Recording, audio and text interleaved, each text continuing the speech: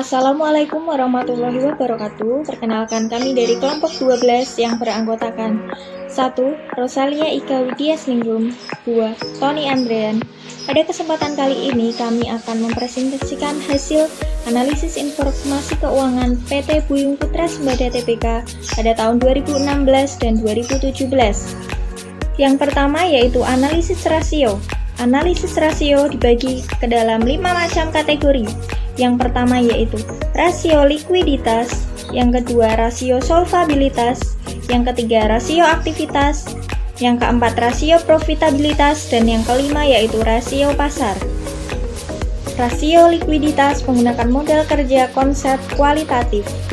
Hasilnya yaitu jumlah kelebihan aset lancar terhadap utang jangka pendek pada tahun 2016 sebesar Rp46.796.195.896 dan pada tahun 2017 sebesar Rp314.361.431.843. Dalam hal ini menunjukkan adanya aktiva lancar yang benar-benar dapat digunakan untuk membiayai operasi perusahaan tanpa menunggu likuiditasnya. Yang kedua yaitu rasio likuiditas menggunakan model kerja kuantitatif.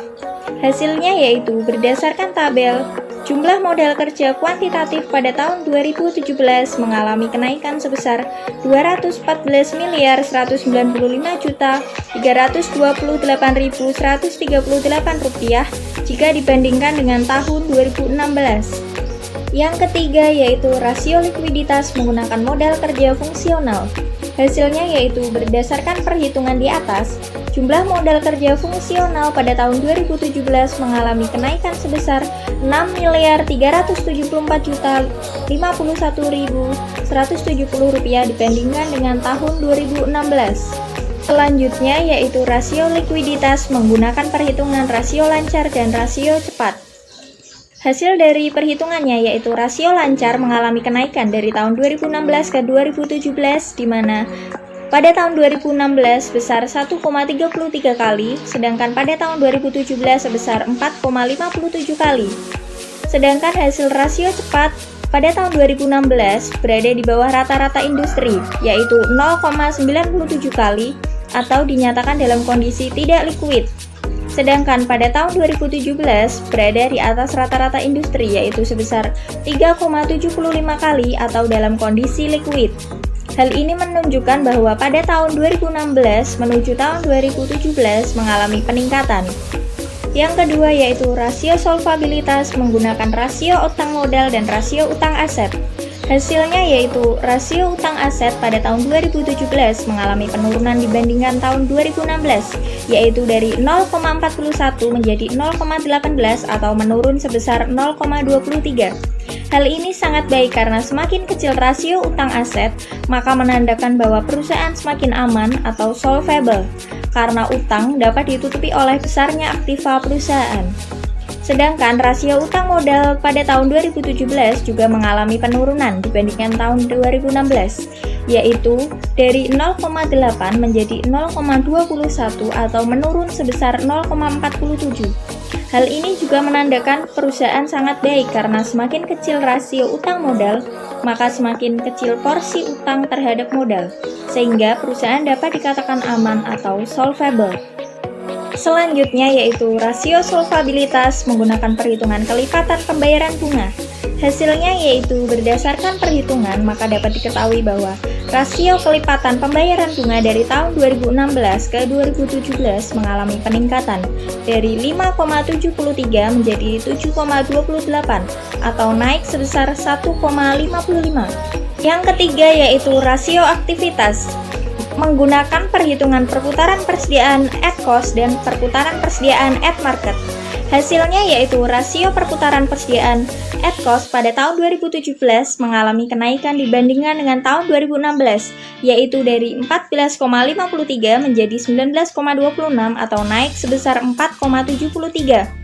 Hal ini disebabkan oleh naiknya beban pokok penjualan pada tahun 2017. Sedangkan hasil rasio perputaran persediaan at market pada tahun 2017 juga mengalami kenaikan dibandingkan dengan tahun 2016, yaitu dari 16,82 menjadi 22,58 atau naik sebesar 5,76. Hal ini disebabkan oleh naiknya penjualan pada perusahaan. Rasio perputaran persediaan yang mengalami kenaikan menunjukkan bahwa pengendalian atas persediaan sudah efektif. Selanjutnya yaitu rasio aktivitas menggunakan perhitungan average collection ratio dan working capital turnover atau rasio perputaran modal kerja.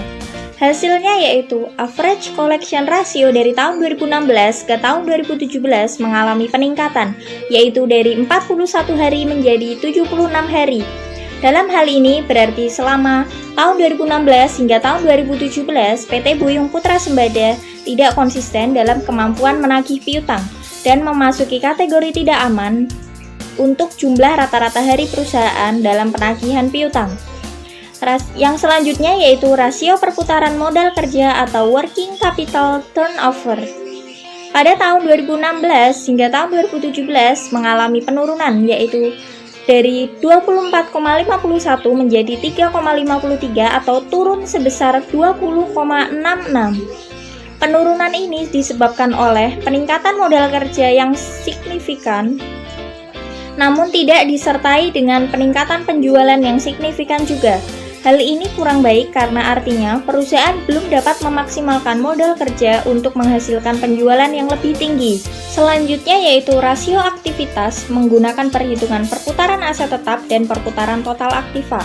Hasilnya yaitu rasio perputaran aktiva atau aset tetap pada tahun 2016 hingga tahun 2017 mengalami peningkatan, yaitu sebesar 0,67 atau dari 6,45 menjadi 7,12.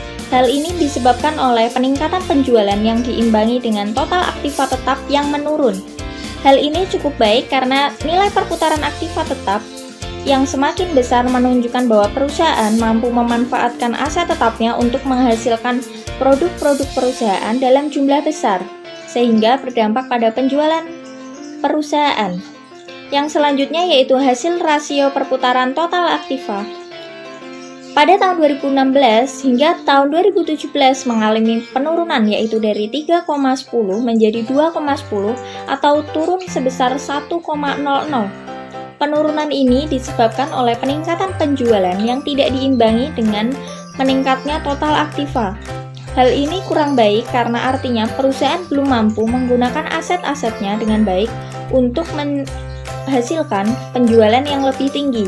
Yang keempat yaitu rasio profitabilitas menggunakan perhitungan margin laba kotor. Hasilnya yaitu berdasarkan perhitungan rasio margin laba kotor pada tahun 2016 sampai dengan 2017 mengalami penurunan dari 0,15 menjadi 0,14 atau turun sebesar 0,01. Penurunan ini disebabkan oleh peningkatan laba kotor perusahaan yang tidak diimbangi dengan penurunan penjualan perusahaan. Selanjutnya yaitu rasio profitabilitas menggunakan perhitungan margin laba bersih dan rasio margin laba operasi. Hasilnya yaitu berdasarkan perhitungan rasio margin laba bersih pada tahun 2016 sampai dengan 2017 tidak mengalami penurunan atau peningkatan atau dapat disebut dalam keadaan stagnan, yaitu sebesar 0,04. Keadaan ini disebabkan oleh kenaikan laba bersih perusahaan yang diimbangi dengan penjualan perusahaan yang meningkat. Selanjutnya yaitu hasil rasio margin laba operasi pada tahun 2016 hingga tahun 2017 juga mengalami stagnan atau tidak mengalami peningkatan maupun penurunan, yaitu sebesar 0,06. Keadaan ini disebabkan oleh penurunan laba sebelum bunga dan pajak perusahaan yang diimbangi dengan penjualan pada tahun 2016 dan 2017. Selanjutnya yaitu rasio profitabilitas menggunakan perhitungan ROA dan ROE. Hasilnya yaitu berdasarkan perhitungan rasio ROA pada tahun 2016 hingga 2017 mengalami penurunan, yaitu dari 0,12 menjadi 0,08 atau turun sebesar 0,04. Penurunan ini disebabkan oleh penurunan laba bersih dan total aset. Sedangkan hasil dari perhitungan rasio ROE pada tahun 2016 hingga 2017 juga mengalami penurunan, yaitu dari 0,20 menjadi 0,10 atau turun sebesar 0,10. penurunan ini disebabkan oleh penurunan laba bersih perusahaan, namun dengan total ekuitas yang meningkat. Yang kelima yaitu rasio pasar. Rasio pasar ini dihitung menggunakan perhitungan PER dan PBV. Hasilnya yaitu untuk PER, semakin tinggi nilai rasio PER maka menandakan perusahaan dengan tingkat pertumbuhan yang tinggi pula. Hal ini menunjukkan bahwa investor mengharapkan pendapatan di masa depan yang lebih tinggi dan pertumbuhan perusahaan akan lebih kuat.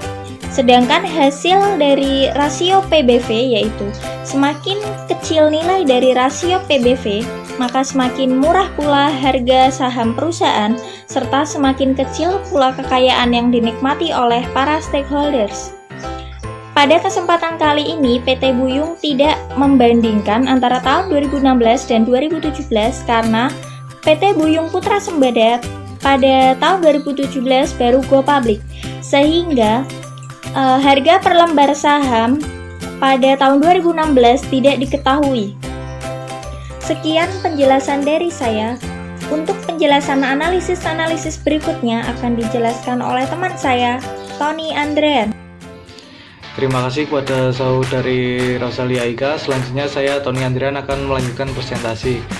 Analisis yang selanjutnya yaitu analisis common size. Berdasarkan tabel yang ada di PPT itu, persentase aset lancar tahun 2017 mengalami peningkatan dibandingkan tahun 2016. Terjadinya peningkatan aset lancar ini disebabkan oleh meningkatnya sebagian besar item-item dalam aset lancar sebesar 214.197.331.138. Sedangkan persentase aset tidak lancar tahun 2017 mengalami penurunan. Terjadinya penurunan aset tidak lancar ini disebabkan oleh menurunnya pos aset tetap dan uang jaminan sebesar 7.478.919.864, sehingga jumlah aset tahun 2017 meningkat dibandingkan tahun 2016, yaitu dari 370.245.000.000 sekian menjadi 576.963.000.000 sekian. Kemudian selanjutnya jumlah kewajiban jangka pendek pada tahun 2017 mengalami penurunan sebesar 22,95%, yaitu dari 38,22% di tahun 2016 menjadi 15,27% di tahun 2017. Penurunan ini disebabkan oleh penurunan pos utang pajak, beban yang masih harus dibayar, pinjaman bank jangka panjang yang jatuh tempo dalam waktu 1 tahun, dan pinjaman bank jangka pendek.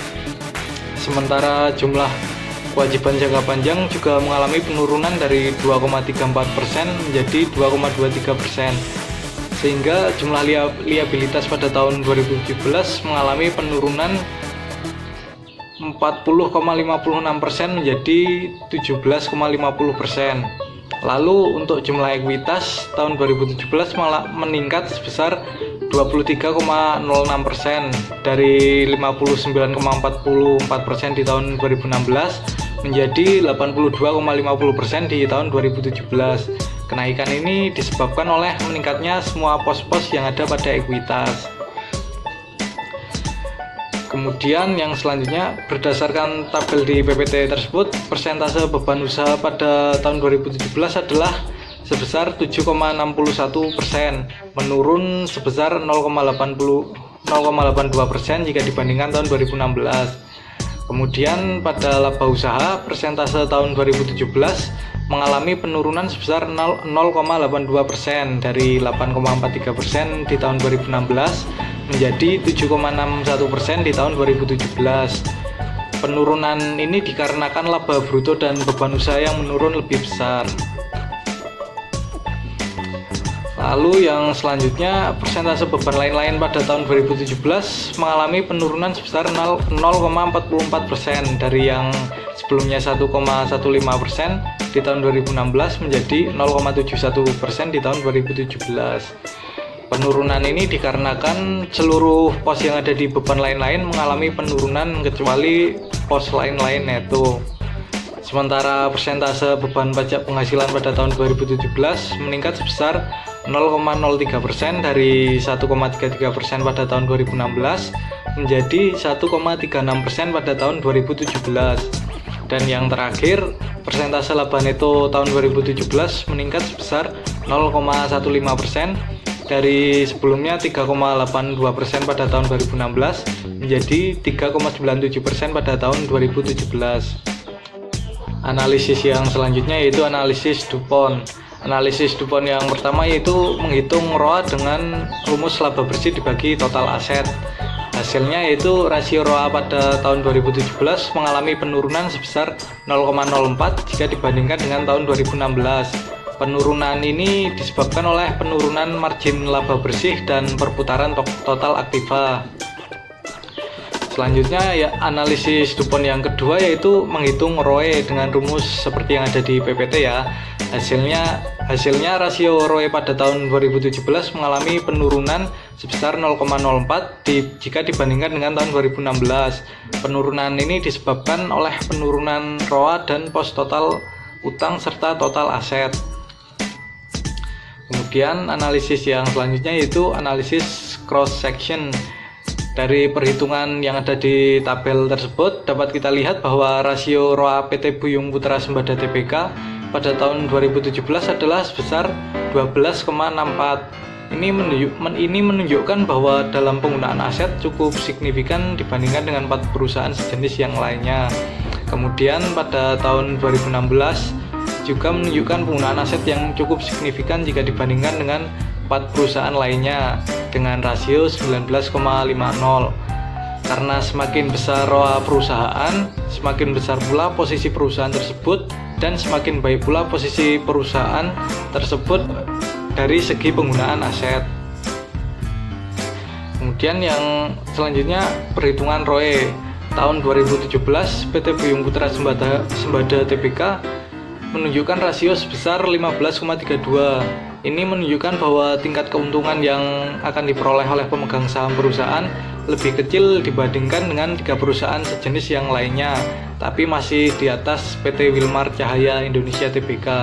Sedangkan pada tahun 2016, PT Buyung Putra Sembada Tbk menunjukkan rasio sebesar 32,80 yang menunjukkan bahwa tingkat keuntungan yang akan diperoleh pemegang saham perusahaan lebih besar dibandingkan dengan tahun 2017.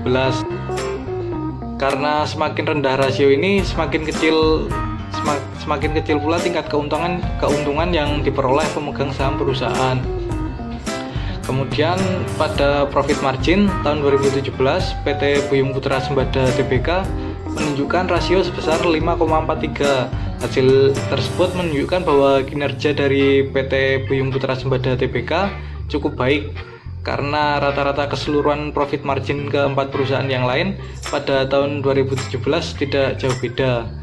Untuk tahun 2016, PT Buyung Putra Sembada menunjukkan hasil yang buruk pada rasio ini yaitu sebesar 74,23. Karena pada tahun 2016 nilai rasionya sangat besar dibandingkan 4 perusahaan lain, yang artinya kinerja PT Buyung Putra Sembada Tbk tidak baik pada tahun ini.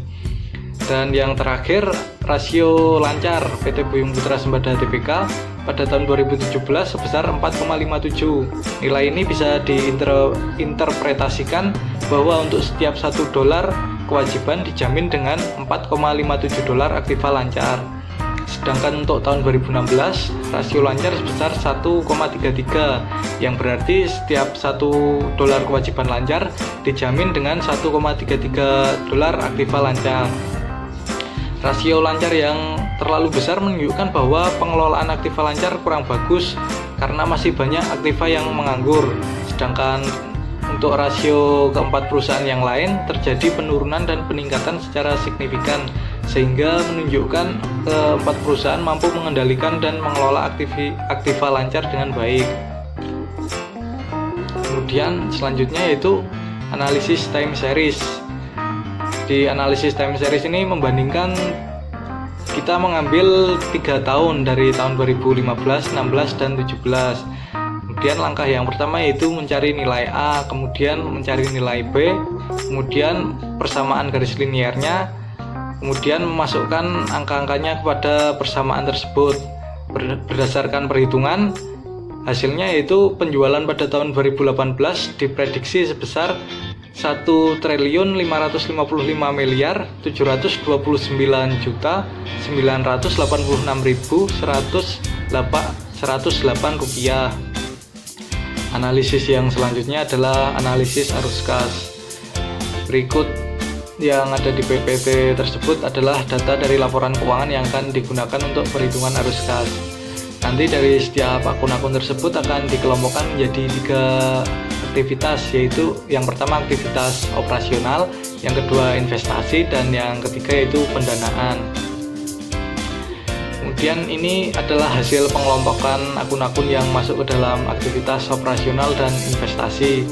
Lalu dicari juga selisih dari setiap akun antara tahun 2017 dan 2016. Kemudian ini adalah aktivitas yang terakhir, yaitu aktivitas pendanaan. Dari perhitungan di tabel tersebut bisa dilihat bahwa pada tahun 2017 kas dan setara kas pada akhir periode mengalami peningkatan sebesar 33.843.225.334 jika dibandingkan dengan tahun 2016.